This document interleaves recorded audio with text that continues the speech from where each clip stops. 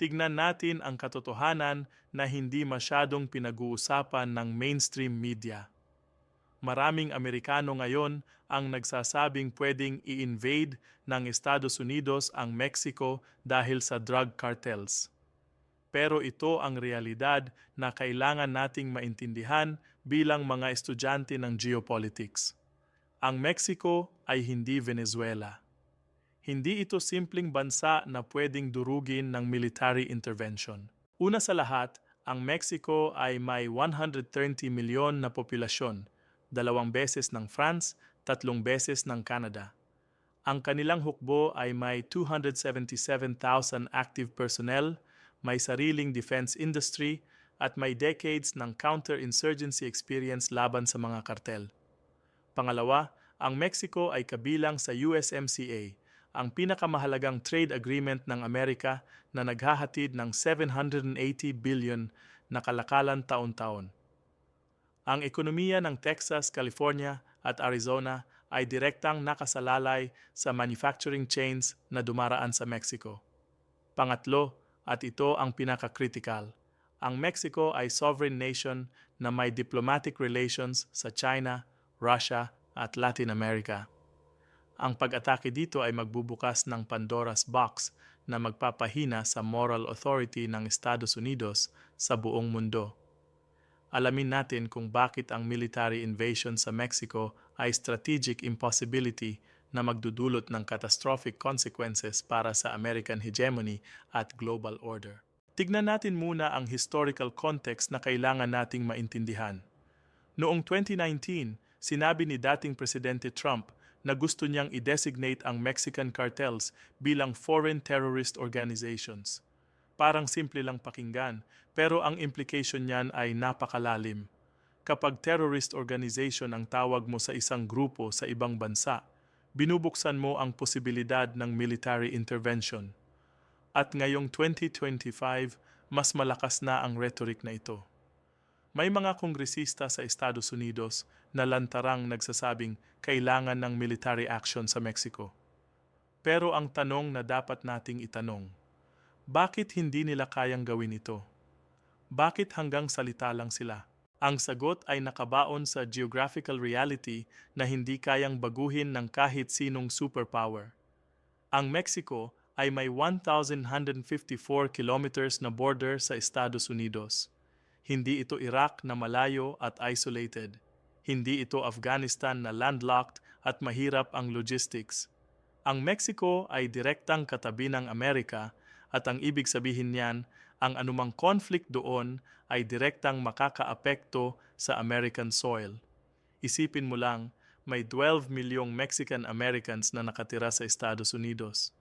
May 39 milyong Americans na may Mexican ancestry. Ang cultural at familial ties na ito ay hindi mo pwedeng balewalain. Kapag nag-invade ka ng Mexico, hindi mo kalaban lang ang Mexican military, kalaban mo rin ang isang malaking demographic sa loob mismo ng iyong bansa na may family connections sa kabilang side ng border. Pero mas malalim pa ang complexity na ito. Ang ekonomiya ng Mexico ay hindi katulad ng ekonomiya ng Venezuela. Ang Venezuela ay petrostate na nakatali sa isang commodity. Pag bumagsak ang oil prices, bumagsak ang buong ekonomiya nila. Ang Mexico? Ang Mexico ay diversified manufacturing powerhouse. Sila ang number 1 source ng imported goods sa Estados Unidos ngayong 2024, lumampas pa nila ang China. Oo, tama ang narinig ninyo. Ang Mexico ngayon ay mas importante sa American supply chain kaysa China. Ang mga car manufacturers ng Amerika, ang electronics companies, ang aerospace industry, lahat sila dependent sa Mexican factories. Ang General Motors, Ford, ang Boeing, lahat sila may critical manufacturing facilities sa Mexico. Kapag sinira mo yan through military intervention, sinira mo rin ang American economy.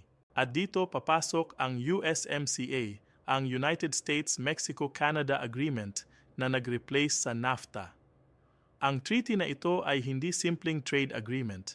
Ito ay integrated economic system na nagbind sa tatlong ekonomiya na parang iisang unit na lang.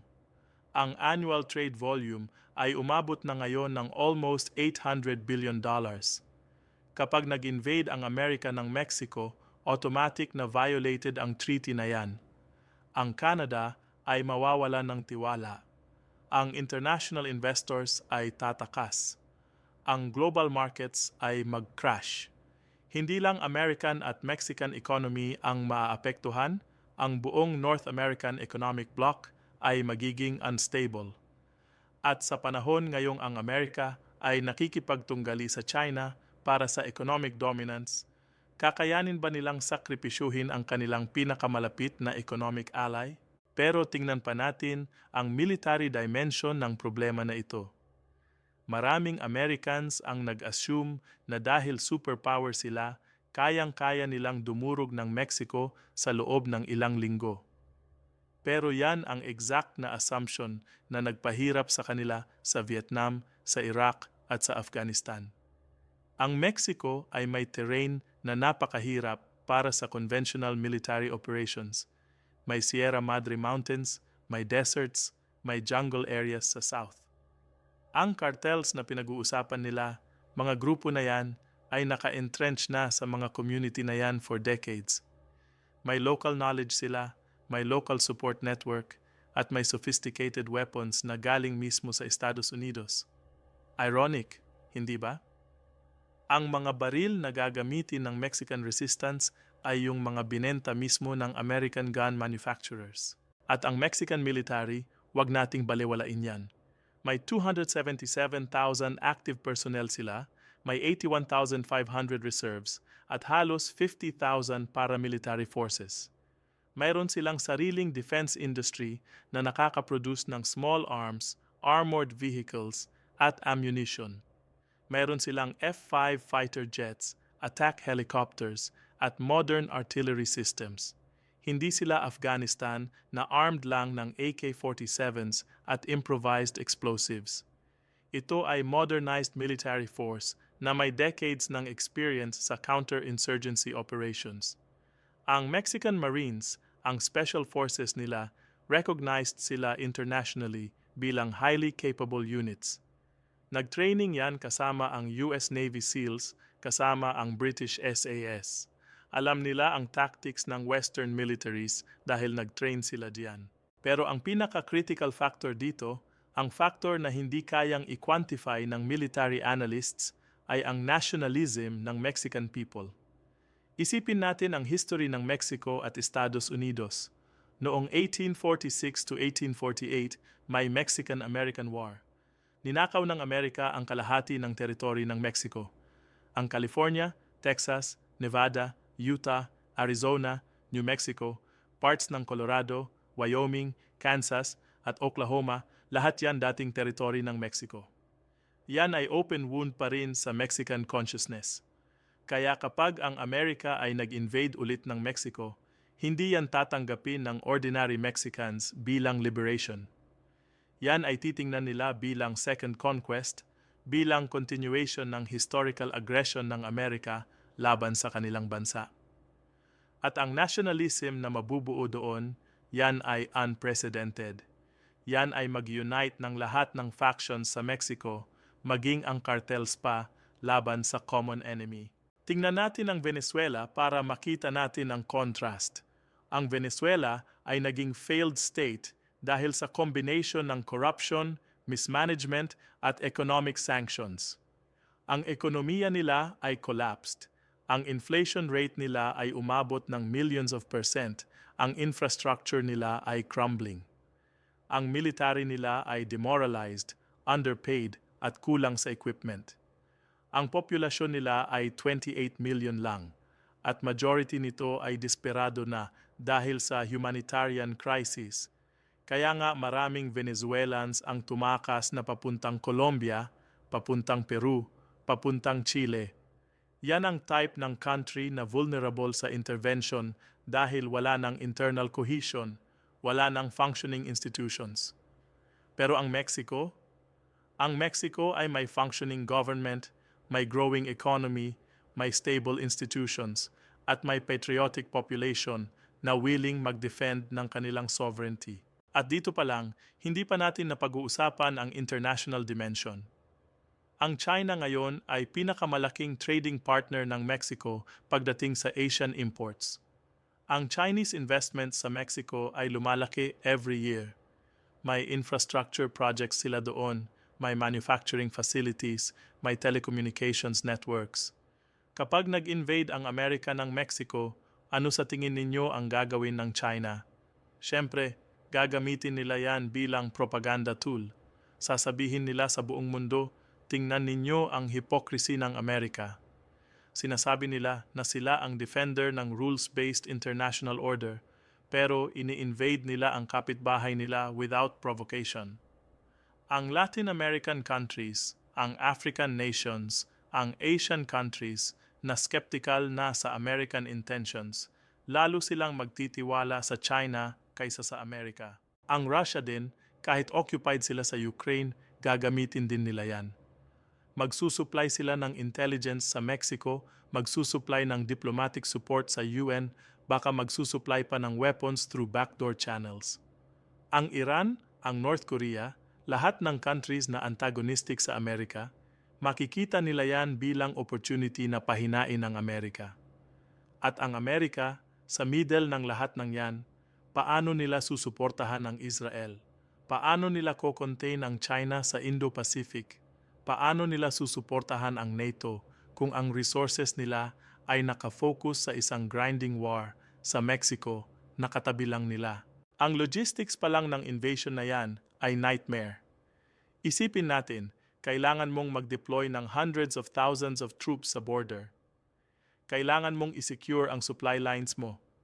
Kailangan mong protektahan ang American civilians na nakatira sa border states. Ang Texas, Arizona, New Mexico, California, lahat ng states na yan ay exposed sa retaliation. Ang cartels, kung talagang desperate na sila, kayang-kaya nilang mag-conduct ng terrorist attacks sa American soil. May infrastructure na nila doon, may sleeper cells, may networks. Ang Amerika, sa sarili nilang bakuran, magiging vulnerable sa asymmetric warfare na alam natin kung gaano ka-effective based sa Iraq at Afghanistan. At pag nag-occupy ka ng Mexico, ano ang gagawin mo sa 130 million people na yan? Ang Iraq ay 40 million lang at tingnan natin kung gaano kahirap ang occupation doon. Ang Afghanistan ay 40 million din, 2 decades ng occupation, trillions of dollars na ginastos, at sa huli, bumalik pa rin ang Taliban sa power. Ang Mexico ay 3 times bigger. Ang population density nito ay mas mataas. Ang urban centers nito ay mas developed. Paano mo papatakbuhin ang governance doon? Mag-install ka ba ng puppet government na walang legitimacy? Mag-conduct ka ba ng nation building na proven ng failure sa Middle East? O pababayaan mo lang ang chaos at anarchy na tiyak na bubuo ng power vacuum na pupunuin ng worst groups kaysa sa current cartels? Ang cost pa lang ng operation na yan ay unimaginable. Ang war sa Iraq at Afghanistan ay nag-cost sa Amerika ng $8 trillion over 20 years. Ang Mexico, dahil mas malaki, mas complex, mas close sa homeland, conservative estimate ay aabot ng $10 to $15 trillion kung 20-year occupation din ang basis mo. Saan kukunin ng Amerika ang pera na yan? Mag-print sila ng more money at palalakihin pa ang inflation. Mag-borrow sila ng more debt from China, ironic nga naman, para pag-invade ang kapitbahay nila. Mag-cut sila ng social services sa domestic programs nila at magalit ang American people dahil wala nang pang-healthcare, wala nang pang-education, lahat napunta sa war sa Mexico. At sa lahat ng yan, ano ba talaga ang objective? Ang sabi nila, gusto nilang talunin ang cartels. Pero ang cartels ay hindi state actors. Sila ay criminal organizations na embedded sa society. Hindi mo yan matatalo through military force lang. Ang demand for drugs sa Estados Unidos, yan ang root cause ng cartel power. Hanggang may demand sa Amerika, may supply chain na bubuo. Patayin mo si El Chapo, may papalit. Sirain mo ang Sinaloa cartel, may ibang kartel na tataas. Yan ay economic equation, hindi military equation. Kaya ang invasion ng Mexico para sa reason na yan ay fundamentally flawed strategy na mag-create ng more problems kaysa solusyon. Kaya sa huli, ang tanong ay simple. Kayang ba ng Amerika na i-invade ang Mexico? Technically, oo, dahil superpower sila. Pero strategically, economically, politically, at morally, ang sagot ay isang malaking hindi. Ang Mexico ay hindi Venezuela. Hindi siya failed state. Hindi siya isolated. Hindi siya vulnerable. Ang Mexico ay sovereign nation na may means at will na mag-defend ng sarili nito at may international support structure na magko-complicate ng any American intervention. Ang pag-invade sa Mexico ay hindi act ng strength, yan ay act ng desperation na magpapakita ng weakness ng American power sa global stage.